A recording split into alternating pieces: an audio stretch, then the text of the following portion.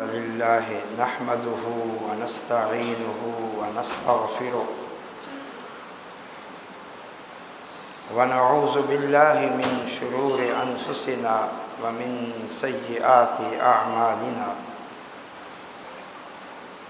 من يهده الله فلا مضل له ومن يضلله فلا هادي له وأشهد أن لا إله إلا الله وحده لا شريك له وأشهد أن محمدًا عبده ورسوله أما بعد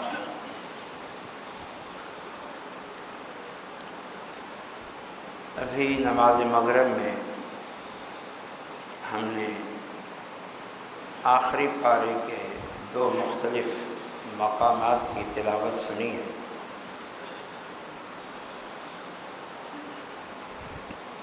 ان میں جو پیغام ہے، جو نصیحت ہے، اسے آپ کے سامنے عرض کر دیتے ہیں۔ پہلا جو مقام ہے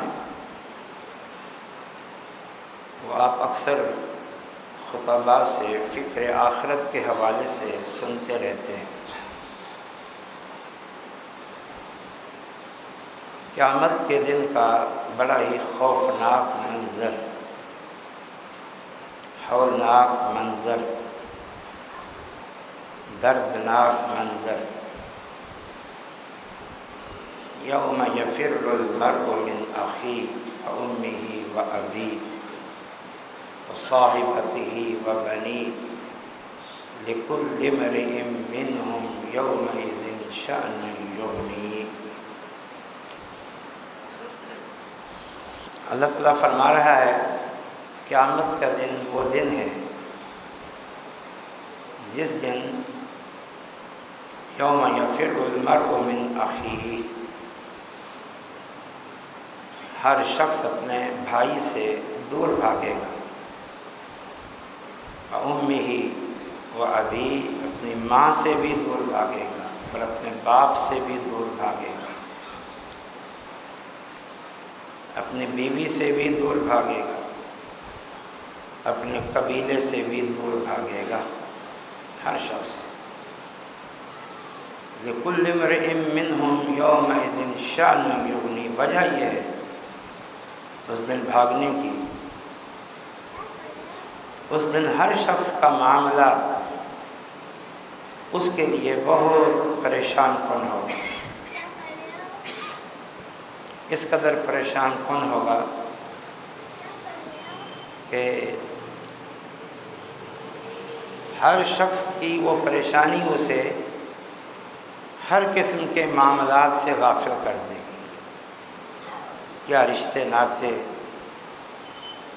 کیا شوہر بیوی، کیا بھائی بہن، وہ سب سے بے پرواہ ہو جائے گا، اسے اپنی فکر ہوگی۔ یہ بڑا ہی خوفناک منظر ہے جو اللہ تعالیٰ نے مختصر لفظوں میں کھینچا ہے۔ ایک مقام پہ تو یہاں تک ہے کہ قرآن مجید میں غالباً سورۃ سأل سائل میں ہے یا سورۃ الحاقہ میں کہ میرے رشتہ داروں کو، ماں باپ کو، بہن بھائیوں کو، بیوی بچوں کو، حتیٰ کہ ساری دنیا کو جہنم میں ڈال دو، بس مجھے چھوڑ دو، مجھے چھوڑ دیا۔ یہ حالت ہو، یہ مشکل گھڑی ہے جو سب پہ آنی ہے، بڑے مشکل مراحل ہیں۔ تو اس میں ہمارے لیے دعوت فکر یہ ہے کہ اس دن کی تیاری کر کے آؤ۔ یہ بھاگنا کیوں ہے؟ وہ کسی رشتے ناتوں میں الجھنا نہیں چاہے گا، کسی سے نہ خیر کی امید ہوگی، بلکہ یہ پریشانی ہوگی کہ یہ خواہ کوئی الجھاؤ پیدا نہ کرے، یہ میرے لیے پریشانی پیدا نہ کرے، یہ مجھ سے میری کوئی نیکی نہ مانگ لے، یہ مجھ سے اپنا کوئی دنیاوی حق نہ مانگ لیں، یہ پریشانی ہے۔ اس کو پتہ ہے کہ انہوں نے میرے کام کیا آنا ہے، الٹا میرے لیے مصیبت بننے والے ہیں۔ تو سب سے زیادہ دنیا میں کام آنے والے رشتہ دار ہوتے ہیں، کچھ نہ کچھ ہیلپ کرتے ہیں، مدد کرتے ہیں، تعاون کرتے ہیں، یا پھر انسان کا اپنا مال ہوتا ہے۔ مال تو وہاں ہوگا نہیں، انسان خالی ہاتھ ہو۔ یوم لا ينفع مال ولا بنون الا من اتى اللہ بقلب سلیم۔ اللہ تعالیٰ فرماتا ہے اس دن نہ نفع دے گا مال اور نہ ہی نفع دے گی اولاد۔ اس دن تو وہی کامیاب ہے جو قلب سلیم لے کر آتا ہے، پاک دل، گناہوں سے پاک، ہر آلودگی سے پاک، دین کی محبت سے، اللہ رسول کی محبت سے بھرا ہوا دل لے کر آتا ہے۔ اس دن تو کام آنے ہیں عمل۔ وما اموالکم ولا اولادکم باللتی تقربکم عندنا زلفی الا من آمن وعمل صالحا۔ اللہ تعالیٰ فرماتے ہیں یہ تمہارے مال اور تمہاری اولاد تمہیں ہمارے قریب نہیں کرتے۔ تمہیں ہمارے قریب کیا چیز کرتی ہے؟ الا من آمن وعمل صالحا، جو ایمان لے آتا ہے اور عمل صالح کرتا ہے۔ کہیں فرمایا والباقیات الصالحات خیر عند ربک ثوابا وخیر املا۔ مال اور اولاد تو نفع نہیں دیں گے، البتہ اعمال صالحہ یہ جو ہیں خیر عند ربک ثوابا وخیر عملا۔ دو باتیں بتائیں اعمال صالحہ کے بارے میں۔ ایک یہ کہ اجر و ثواب، صلے اور بدلے کے اعتبار سے یہ بہترین سرمایہ کاری ہے۔ عمل صالح یہ وہ بہترین سرمایہ کاری ہے جس کا تم پھل اٹھا سکتے ہو۔ محض دنیا میں مال کمانا، اولاد پیدا کرنا، دوست بنانا، بڑے بڑے عہدوں پہ فائز ہونا، یہ کوئی ایسی سرمایہ کاری نہیں ہے جو مرنے کے بعد تمہارے کام ہے۔ مرنے کے بعد کس چیز نے کام آنا ہے؟ والباقیات الصالحات، اعمال صالحہ، کیونکہ انہوں نے باقی رہنا ہے، انہوں نے باقی رہنا ہے، اور وہ ہیں ثواب کے اعتبار سے تمہارے لیے بہترین، وخیر عملا، اور امید کے اعتبار سے تمہارے لیے بہترین امید۔ کہ دنیا میں تم کوئی امید لے کے قیامت کے دن کے لیے آؤ، اس کے لیے کیا کرنا چاہیے تمہیں؟ اعمال صالحہ کرو، پھر امید رکھو۔ اعمال صالحہ، ایمان، عمل صالح کی جمع پونجی کے بغیر امید کہ اللہ غفور الرحیم ہے، ارحم الراحمین ہے، ہم امت محمدی ہیں، ہم اللہ کے ماننے والے ہیں، عمل نہیں، ایمان صحیح نہیں، فرمایا یہ خالی امیدیں۔ اس کے بارے میں تو اللہ تعالیٰ نے دوسرے مقام پہ فرمایا لیس بامانیکم ولا امانی اہل الکتاب من یعمل سوءا یجزا بہ۔ نہیں، آخرت کی کامیابی جو کہ جنت کا حصول ہے، یہ نہیں ہے تمہاری خواہشات پر تمہیں ملنے والی، نہ تم سے پہلی قوم یہود و نصارہ کو ان کی خواہشات پہ ملنے والی، یہ چیزیں نہیں۔ یاد رکھو جس کسی نے گناہ کیے انہیں ان کی سزا ملے گی۔ تو پھر اس دن کامیابی کی بنیاد کیا ہے؟ وَمَن يَعْمَلْ مِنَ الصَّالِحَاتِ مِن ذَكَرٍ أَوْ أُنثَىٰ وَهُوَ مُؤْمِنٌ فَأُولَٰئِكَ يَدْخُلُونَ الْجَنَّةَ۔ جس کسی نے عمل صالح کیے، مرد ہو یا عورت ہو اور ایمان بھی ہو، تو یہ لوگ ہیں جو جنت میں جائیں گے۔ خواہشات لے کے آنے والے نہیں، خالی امیدیں لے کر آنے والے نہیں، بلکہ عمل صالح کی پونجی لے کر آنے والے۔ اس حقیقت کو میرے بھائیوں اچھی طرح جان، جنہوں نے جان لیا ہے وہ خوش نصیب۔ آپ کا یہ نماز میں آنا اس بات کی دلیل ہے کہ آپ کو بہرحال اتنا احساس ہے کہ کل قیامت کے دن کی سرمایہ کاری عمل صالح ہیں۔ اتنا آپ کو احساس ہے کہ خالی امیدیں کافی نہیں ہیں، امیدوں کی کوئی بنیاد ہونی چاہیے۔ البتہ اس اپنی فکر اور سوچ کو اور مضبوط کرو اور بہتر کرو۔ کوئی خرابی نہیں ہونی چاہیے، کوئی ایسا نقص نہیں ہونا چاہیے جو آپ کی گرفت کا اور پکڑے جانے کا باعث بن جائے یا آپ کے اعمال کی بربادی کا باعث بن جائے، جس کی بہت ساری شکل ہے۔ بعض فرائض کو چھوڑ دینا، بعض فرائض کو اختیار کرنا، یہ بڑی باطل روش ہے۔ وہ بھی فرض ہیں، وہ بھی فرض ہیں، حقوق اللہ ادا کرنا، حقوق العباد چھوڑ دینا، یہ تو بہت ہی خطرناک معاملہ ہے۔ حقوق العباد پامال کرنے والا کل نیکیاں دے کے اس کو جان چھڑانی پڑے گی۔ وہ سمجھ لے کہ وہ نیکیاں دوسروں کے لیے پڑھ رہا ہے، یہ نمازیں، یہ روزے دوسروں کے لیے پڑھ رہا ہے، کیونکہ اس نے کل انہیں نیکیاں دے کے جان چھڑانی ہے جن پر یہ ظلم کرتا ہے، حق مارتا ہے، زیادتی کرتا ہے، ناانصافی کرتا ہے۔ بلکہ اگر اس کی اس ظلم، زیادتی، ناانصافی کا سلسلہ زیادہ دراز ہوا تو نیکیاں تو ضائع ہوں گی، الٹا وہ ان کے گناہ لے کے جہنم کا ایندھن بن سکتا ہے۔ سب سے بڑھ کر جو عمل کر رہے ہو، فکر ہونی چاہیے کہ ہمارے یہ عمل مقبول ہونی چاہیے، ہماری یہ سعی مشکور ہونی چاہیے، اللہ کے ہاں قابل قدر ہونی چاہیے، وگرنہ ایسی محنتیں اور کوششیں بھی ہیں جو برباد ہونے والی ہیں۔ قُلْ هَلْ نُنَبِّئُكُمْ بِالْأَخْسَرِينَ أَعْمَالًا الَّذِينَ ضَلَّ سَعْيُهُمْ فِي الْحَيَاةِ الدُّنْيَا وَهُمْ يَحْسَبُونَ أَنَّهُمْ يُحْسِنُونَ صُنْعًا۔ اللہ تعالیٰ فرماتے ہیں ہم آپ کو بتائیں کہ کچھ لوگ ایسے ہیں عمل کرنے کے باوجود بھی خسارے میں ہیں۔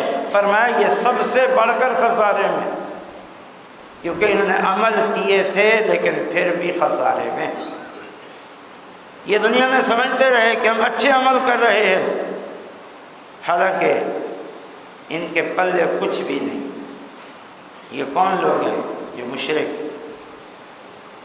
یہ کون لوگ ہیں جو اہل بدعت ہیں، یہ کون لوگ ہیں جن کے عقیدوں میں کفر، الحاد در آیا ہے، غصہ آیا ہے اور ان کو احساس بھی نہیں، جن کو اپنے اعمال کی قبولیت کی فکر ہی نہیں۔ ابھی عید گزری ہے، آپ نے مسنون طریقے سے ایک دوسرے کو عید کی مبارکباد یا دعائیہ کلمات کیا کہے؟ تقبل اللہ منا ومنکم۔ کبھی بیٹھ کر سوچا کہ اس سے کیا سبق ملتا ہے؟ صحابہ جیسے عظیم لوگ جن کے عمل پہاڑ تھے، نمونہ تھے، مثال تھے، خوبصورت تھے، اچھے تھے، کامل تھے، وہ بھی ایک دوسرے کو دعا دیتے تقبل اللہ منا ومنکم۔ بھائی اللہ آپ کی بھی یہ محنتیں، یہ اعمال صالحہ قبول کرے، اللہ ہماری بھی محنتیں، اعمال صالحہ قبول کرے۔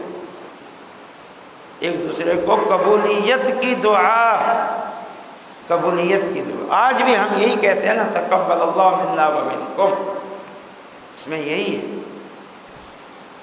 قبولیت کی دعا کہ کوئی کمی، کوئی کوتاہی، کوئی نقص رہ گیا ہو، یہ تو ہے نا کوئی نقص رہ گیا ہو تو صدقۃ الفطر سے، تو توبہ سے، تو ایک دوسرے کی دعاؤں سے، تو جنازے کی استغفار کی دعاؤں سے، بعد کی دعاؤں سے بخشش متوقع ہے۔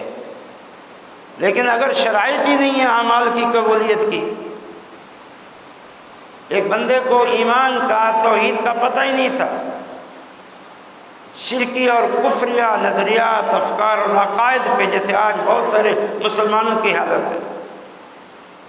ایک شخص بدعات پر زندگی گزار رہا تھا، اس نے تو دین کو بگاڑا ہوا ہے، دین کا چہرہ مسخ کیا ہوا ہے، اسے تو حوض کوثر سے دھکے دے کے ہٹا دیا جائے گا کہ یہ وہ ہے جس نے بدعات جاری کی تھی، اور رسول اللہ صلی اللہ علیہ وسلم کہیں گے سوکن سوکن لمن غیر بعدی، دوری ہو ان کے لیے جنہوں نے میرے دین کو بدل دیا تھا۔ آج بدعات کا بازار بھی گرم ہے، شرک کا بازار بھی گرم ہے، اور پڑھے لکھے لوگ، جاہل لوگ شرک اور بدعت میں ہیں، پڑھے لکھے بھی ہیں لیکن اکثر جاہل ہیں، اور البتہ اعلیٰ تعلیم یافتہ لوگ وہ الہاد میں، الہاد کفریات میں، دین بیزاری میں، دین کا مذاق اڑانے میں، اور دین کے بہت سارے حصے کے انکار میں پڑے ہوئے، چند امور بجا لے آتے ہیں، سمجھتے ہیں بس یہی دین ہے، باقی تو لوگوں کا، مولویوں کا بنایا ہوا دین۔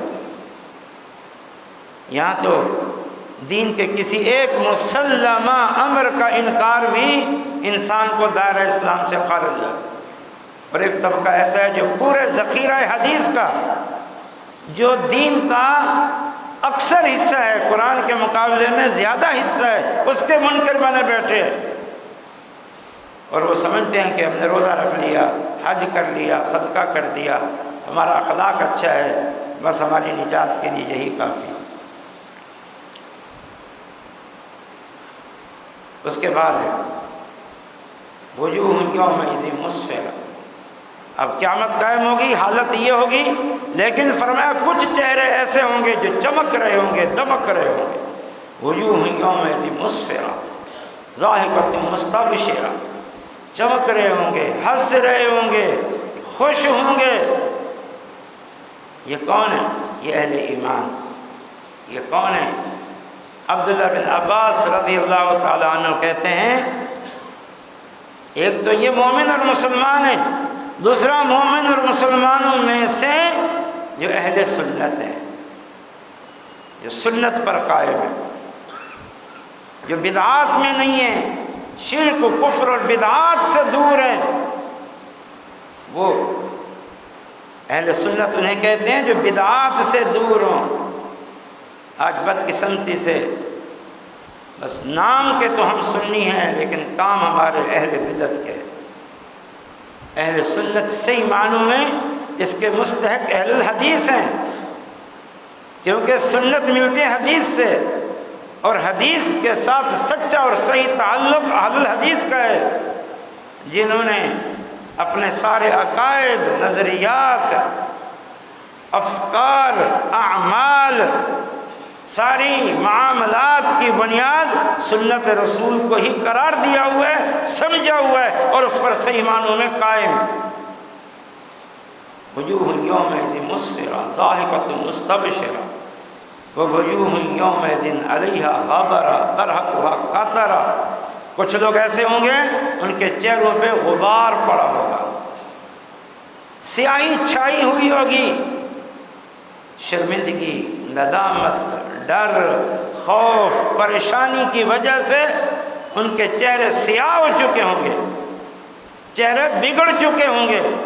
قرآن میں کئی جگہوں پہ چہرے بگڑ چکے ہوں گے، سیاہ ہو چکے ہوں گے، ذلت رسوائی ان کا مقدر بن چکی ہوگی۔ یہ کون ہے؟ اولئک هم الکفرۃ الفجرہ، یہ کافر اور فاجر گناہگار، کافر اور فاجر۔ ایک کافر وہ ہوتے ہیں جو کھلم کھلا دین کا انکار کرتے ہیں، یہودی عیسائی، اور ایک کافر ہوتے ہیں جو مان کے کفر کر رہے ہوتے ہیں، توحید کی آیتوں کا انکار ہے، اتباع سنت کی آیتوں کا انکار ہے، حلال و حرام کے مسائل کا انکار ہے، حقوق اللہ اور حقوق العباد پر مشتمل آیات کا انکار ہے، پردے کی آیات کا انکار ہے، سود کی حرمت کی آیات کا انکار ہے، اخلاق حسنہ کی آیات کا انکار ہے، اسلامی تہذیب و تمدن پر مشتمل جو آیات ہیں ان کا انکار ہے، عملی انکار، عملی، زبانی نہیں۔ یہ بھی کفر کی ایک صورت ہے۔ فجرہ، جو فاجر ہیں، جو دین کو خیر بات کہہ چکے ہیں، بد عمل ہیں، بدعتی ہیں۔ عبداللہ بن عباس فرماتے ہیں یہ کن کے چہرے اس دن سیاہ ہوں گے، غبار چڑھا ہوگا؟ ایک تو جو پکے سچے کافر ہیں، اور ایک وہ مسلمان جو بدعات اور شرکیات میں پڑ کے کافروں جیسے بنے ہوئے ہیں۔ یہ عبداللہ بن مسعود، عبداللہ بن عباس کی تفسیر ہے کہ اہل سنت کے چہرے سفید ہوں گے اور اہل بدعت کے چہرے سیاہ ہوں گے۔ ایک تو یہ مقام تھا۔ دوسرا مقام صورت النصر آپ نے سنا، بڑی مختصر ترین آیت ہے، اس میں بڑا اہم ترین سبق ہے۔ دوسری رکعت میں جو آپ نے صورت سنی، اذا جاء نصر اللہ والفتح ورأیت الناس يدخلون فی دین اللہ افواجا، اے نبی صلی اللہ علیہ وسلم ایک وقت آنے والا ہے، اللہ کی نصرت آ جائے گی اور فتح یعنی فتح مکہ ہو جائے گی، جس سے اسلام پوری طرح غالب آ جائے گا جزیرہ عرب میں۔ جب مکہ والے شکست کھا گئے تو سمجھو پورا عرب شکست کھا گیا، اہل مکہ مغلوب ہو گئے، پورا عرب مغلوب ہو گیا۔ برائت الناس، پھر آپ دیکھ لیں لوگوں کو، یدخلون فی دین اللہ افواجا، کہ اللہ کے دین میں فوج در فوج داخل ہو رہے ہیں۔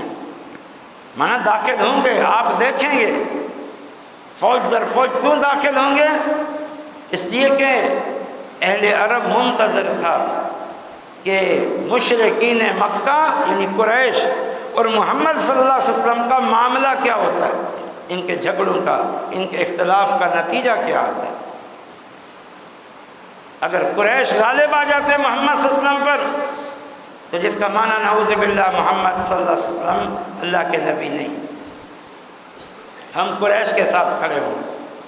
اور اگر محمد صلی اللہ علیہ وسلم قریش پر غالب آ جاتے ہیں اپنی کمزوری کے باوجود، قلت کے باوجود، عدم وسائل کے باوجود، جیسا کہ آثار دکھائی دے رہے ہیں، تو یہ دلیل ہے کہ یہ محمد اللہ کے رسول ہیں صلی اللہ علیہ وسلم، اور دین اسلام سچا ہے جو غالب آ گیا ہے، پھر ہم ایمان لے آئے۔ وہ منتظر تھے، عام لوگ منتظر تھے، نتیجہ دیکھ رہے تھے۔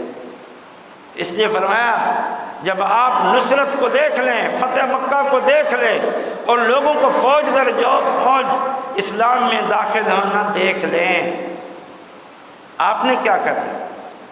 فسبح بحمد ربک واستغفر، آپ نے کیا کرنا؟ آپ نے اپنے رب کی تسبیح بیان کرنی ہے، اپنے رب کی حمد کے ساتھ، اپنے رب کی تسبیح اس کی حمد کے ساتھ بیان کرنی ہے۔ واستغفر، اور کثرت سے اپنے لیے استغفار طلب کرنا ہے۔ اس کا اس سے کیا تعلق ہے؟ خوشی کی بات تھی، خوشی کی بات تھی، اس کا اللہ کی تسبیح بیان کرنا، اللہ کی حمد بیان کرنا، اور ساتھ میں اللہ سے استغفار کرنا، اس کی کیا بات ہے؟ اس کی دو باتیں۔ نمبر ایک کہ آپ اللہ کا شکرانہ ادا کریں، اللہ کا شکرانہ کہ اللہ نے آپ کو فتح یاب کیا، آپ کو کامیاب کیا، آپ اپنے مشن میں کامیاب ہو گئے، تو اللہ کا شکر ادا کریں۔ اور اللہ کا شکر اللہ کی تسبیحات، تحمیدات، تکبیرات سے ہوتا ہے۔ ابھی جیسے ماہ رمضان میں آپ لوگوں نے روزے اور دیگر اعمال صالحہ کیے، تو یہ یعنی یوں سمجھو آپ کو بڑی کامیابی ملی ہے، بڑی سعادت ملی ہے، بڑی خوش نصیبی تھی آپ کی۔ اب آپ کیا کریں؟ اللہ تعالیٰ خود فرماتا ہے یرید اللہ بکم اليسر ولا یرید بکم العسر ولتکملوا العدۃ ولتکبروا اللہ علی ما ہداکم ولعلکم تشکرون۔ اللہ تعالیٰ تمہارے ساتھ آسانیاں کرتا ہے، تنگیاں نہیں کرتا، تاکہ تم عدت گنتی پوری کرو بآسانی، اور پھر تاکہ تم اللہ کی بڑائی بیان کر کے اللہ کا شکر ادا کرو۔ اس لیے جیسے ہی ماہ رمضان ختم ہوتا ہے، چاند دکھائی دے، چاند کا اعلان ہو، تو ایک اور کام شروع ہو جاتا ہے جس سے ہم غافل رہتے ہیں، وہ ہے تکبیرات کا، وہ ہے تکبیرات کا۔ کیوں؟ ان تکبیرات کے ذریعے اللہ کا شکر ادا کرو، اور پھر اگلے دن جا کے عید کی نماز کا، حالانکہ عید کا دن ہے، خوشی کا دن ہے، مومن کی خوشی اس بات پر تھی کہ اللہ نے ماہ رمضان دیا، اللہ نے اعمال کی توفیق دی، اب اللہ کی بڑائی بیان کر کے بھی اللہ کا شکر ادا کر رہے ہیں، اور ساتھ میں مزید 2 رکعات پڑھ کے اللہ کا شکر ادا کر رہے ہیں۔ تو ایک تو فسبح بحمد ربک واستغفر، اپنے رب کی تسبیح بیان کرنا حمد کے ساتھ، اور کثرت سے استغفار کرنا، کہ شکر ادا کرنا کہ آپ اپنے مشن میں کامیاب ہو گئے۔ یہ بہت بھاری مشن ہوتا ہے، کوئی آسان مشن نہیں ہوتا۔ قیامت کے دن انبیاء سے مسئولیت ہوگی، وَلَنَسْأَلَنَّ الَّذِينَ أُرْسِلَ إِلَيْهِمْ وَلَنَسْأَلَنَّ الْمُرْسَلِينَ۔ اللہ تعالیٰ فرماتے ہیں ہم رسولوں سے بھی پوچھیں گے اور امتوں سے بھی پوچھیں گے۔ قیامت کے دن جب لوگ انبیاء کے پاس حساب کتاب شروع کرانے کے لیے، سفارش کرانے کے لیے جائیں گے، تو انبیاء معذرت کر لیں گے، اور معذرت کی وجہ کیا ہوگی؟ نفسی نفسی، آج ہمیں اپنی فکر، آج ہم نے خود حساب دینا ہے، ہمارا محاسبہ ہونا ہے، تو بہت بھاری مشن۔ اس لیے تو اللہ کے رسول صلی اللہ علیہ وسلم کو بڑی فکر تھی۔ حجۃ الوداع کے موقع پہ غالباً میدان عرفات تھا یا میدان مینا تھا، خطبہ دیتے دیتے آپ نے اچانک کہا، لوگوں کل قیامت کے دن تم سے میرے متعلق سوال ہوگا کہ میں نے تبلیغ کیسی کی، رسالت کی حق ادا کیا یا نہیں کیا، تمہارے ساتھ کیا میرا معاملہ رہا، بتاؤ تم کیا جواب دو گے؟ سب نے بیک زبان ہو کے کہا، بلا قد بلغتا وادیتا ونصحتا۔ اللہ کے نبی صلی اللہ علیہ وسلم آپ کیسی باتیں کرتے ہیں؟ آپ نے تبلیغ کی، آپ نے دین پہنچایا، اور یہ سارا معاملہ پوری خیر خواہی کے ساتھ آپ نے کیا، پوری ہمدردی کے ساتھ، پوری محبت کے ساتھ۔ آپ نے تو کوئی کمی کوتاہی نہیں کی۔ اللہ کے رسول صلی اللہ علیہ وسلم کا چہرہ خوشی سے تمتما اٹھا، چمک اٹھا، دمک اٹھا۔ آپ صلی اللہ علیہ وسلم نے شہادت کی انگلی آسمان کی طرف اٹھائی، لوگوں کی طرف کی، کہ اللہم فشہد، اے اللہ تو گواہ رہے، تیرے بندے میرے بارے میں یہ گواہی دے رہے ہیں، میں نے اس مشن کو صحیح معنوں میں ادا کیا ہے۔ 3 بار ایسا کیا، 3 بار اللہم فشہد۔ اس لیے اے نبی آپ اللہ کا شکر ادا کریں۔ اور دوسری وجہ کیا ہے؟ دوسری وجہ کہ جب آپ کا مشن پورا ہو گیا، تسبیح، حمد اور استغفار کریں۔ کیوں؟ بشر ہونے کے ناطے، انسان ہونے کے ناطے، ہو سکتا ہے آپ سے کسی قسم کی کوئی اس حوالے سے کوتاہی لغزش ہوئی ہو۔ آپ کو یہ فکر کرنی چاہیے کہ کل حساب دینا ہے، اللہ کے سامنے پیش ہونا ہے، تو آپ نے ڈر اور خوف ہونا چاہیے۔ اور اگر کوئی کمی کوتاہی آپ سے ہوئی ہے تو آپ اس پر استغفار کریں، اللہ کی حمد بیان کریں، اللہ کی حمد بیان کریں۔ اور تیسری بات یہ کہ آپ کا مشن پورا ہو چکا ہے۔ جب آپ کا مشن پورا ہو چکا، اب مزید آپ کے دنیا میں رہنے کا اب مزید کوئی فائدہ نہیں۔ آپ کو ایک عظیم مشن کے لیے بھیجا تھا، وہ پورا ہو چکا، مطلب اب آپ کا وقت وفات قریب ہے، دنیا کو چھوڑنے کا وقت قریب ہے۔ لہذا جب اب آپ کا وقت وفات قریب ہے تو پھر یہ جو بقیہ دن ہیں، اب وہ پہلے جیسی محنتیں نہیں ہوں گی، وہ جہاد نہیں ہوگا، وہ اب تبلیغی سفر نہیں ہوں گے، اب آپ نے پرسکون انداز میں رہنا ہے۔ اب لوگ خود جوک در جوک آئیں گے دین سیکھنے کے لیے۔ اب آپ کی زیادہ طور پر توجہ اللہ کی طرف ہونی چاہیے، حالانکہ پہلی اللہ کی طرف سے دن کے جہاد، دعوت و تبلیغ اور راتوں کے تہجد، اذکار، صبح و شام کے اذکار، ہر لمحے کے اذکار، ہر گھڑی کے اذکار۔ اور رات کو تو اللہ کے رسول صلی اللہ علیہ وسلم مصلی پہ سوار ہو جاتے تھے، آپ کے قدم سوکھ جاتے تھے، لیکن اس کے باوجود بھی کہا جا رہا ہے اب ہمارے لیے وقت نکالیں، حالانکہ پہلے بھی پورا وقت اللہ کے لیے تھا۔ ان صلاتی و نسکی و محیای و مماتی للہ رب العالمین، میری جسمانی عبادت، میری مالی عبادتیں، میری پوری زندگی حتیٰ کہ میری موت سب اللہ رب العالمین کے لیے ہے۔ پھر بھی کہا جا رہا ہے آپ کا وقت قریب ہے، فسبح بحمد ربک واستغفر، آپ تسبیح اور حمد بیان کریں اور اللہ تعالیٰ سے بخشش طلب کریں۔ اس کا ایک مطلب اس آخری بات کا یہ ہوا کہ انسان کو آخری عمر میں جب اس کو موت دکھائی دے، وہ جوانی میں بیماری کی وجہ سے دکھائی دے یا بڑھاپے میں بڑھاپے کی وجہ سے دکھائی دے، تو آخر عمر میں موت کے قریب اسے کثرت سے اعمال کرنے چاہیے، توبہ کرنا چاہیے۔ اِنَّهُ كَانَ تَوَّابًا میں اشارہ ہے کہ توبہ کریں، توبہ کرنی چاہیے۔ یہ پتہ نہیں کس وقت موت کا بلاوا آ جائے، موت کے آثار دکھائی دے رہے ہیں، موت کے نشانات دکھائی دے رہے ہیں، موت کا بلاوا نظر آ رہا ہے، چل چلاؤ کا وقت ہے، خاص طور پر بڑھاپا۔ نبی صلی اللہ علیہ وسلم نے فرمایا میری امت کی عمریں 60 سے 70 تک، 70 کے اوپر جانے والے بہت کم ہیں، تو پھر انہیں اور زیادہ آخرت کی فکر کر کے ان تسبیحات تکبیرات کا اہتمام کرنا چاہیے۔ سیدہ عائشہ صدیقہ فرماتی ہیں کہ اس آیت کے اترنے کے بعد میں نے دیکھا نبی صلی اللہ علیہ وسلم کو کہ رکوع اور سجود میں یہ دعا پڑھتے تھے، سبحانک اللہم ربنا وبحمدک اللہم اغفر لی، سبحانک اللہم ربنا وبحمدک اللہم اغفر لی، سبحانک اللہم ربنا، اے اللہ تیرے لیے تسبیح ہے، تیری حمد کے ساتھ ہے، اے اللہ میں تجھ سے استغفار کرتا ہوں، مجھے معاف کر دے۔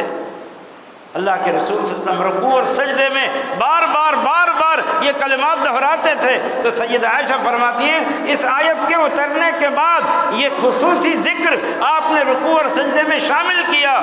کیوں؟ یہ تھا اول القرآن، یہ قرآن میں جو اللہ کا حکم تھا اس سورت کے اندر، سورت النصر کے اندر اللہ کے رسول اس پر عمل کر رہے تھے۔ اس سے یہ بھی پتہ چلا کہ اللہ کو اپنی تسبیح تحمید بہت پسند ہے، اور ان تسبیح اور تحمید، تسبیح اور تحمید اذکار بہت ہے، لیکن تسبیح اور تسبیح کا معنی اللہ ہر عیب سے پاک ہے، خاص طور پر شرک سے اور شریکوں سے پاک ہے، ہر نقص سے پاک ہے۔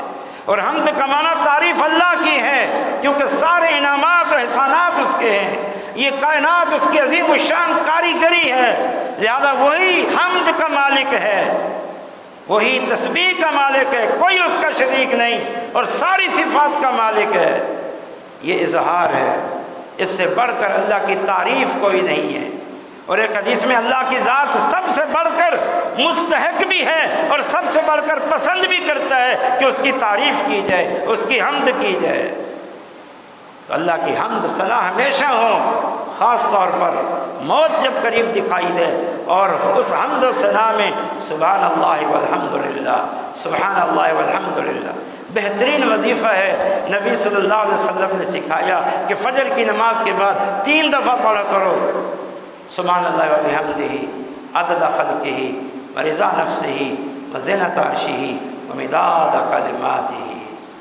اللہ کی تسبیح اس کی حمد کے ساتھ ہو، مداد کلماتہ اس کے کلمات کی سیاہی کے برابر، ورضا نفسہ اس کے نفس کی چاہت کے مطابق، اور ریت کے ذرات کے مطابق، سبحان اللہ عدد خلقہ اس کی مخلوق کی تعداد کے مطابق، مخلوق کی تعداد کے مطابق، ریت کے ذرات کے مطابق، اس کے کلمات کی سیاہی کے مطابق، اس کی چاہت اور مرضی کے مطابق، صرف کلمات کی سیاہی کی بات سن لیں، اس کے کلمات کی سیاہی کے مطابق اللہ کی حمد ہو اس کی تسبیح کے ساتھ۔ اور وہ کیا ہے؟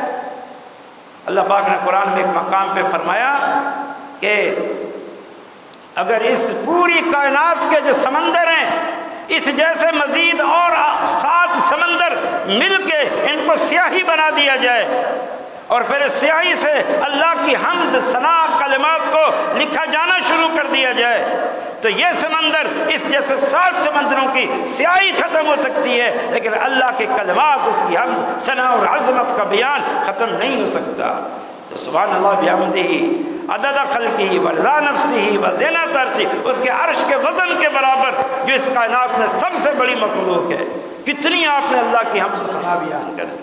واستغفر، اور استغفار اللہ کے رسول کو کہا جا رہا ہے جن کے لیے پہلے سے بشارتیں معصوم ہیں، آپ کے ذمے کوئی گناہ نہیں ہے، انہیں کہا جا رہا ہے، تو ہم کہاں کھڑے ہیں؟ ہمیں بالاولیٰ اللہ کی حمد و ثنا بیان کرنی چاہیے۔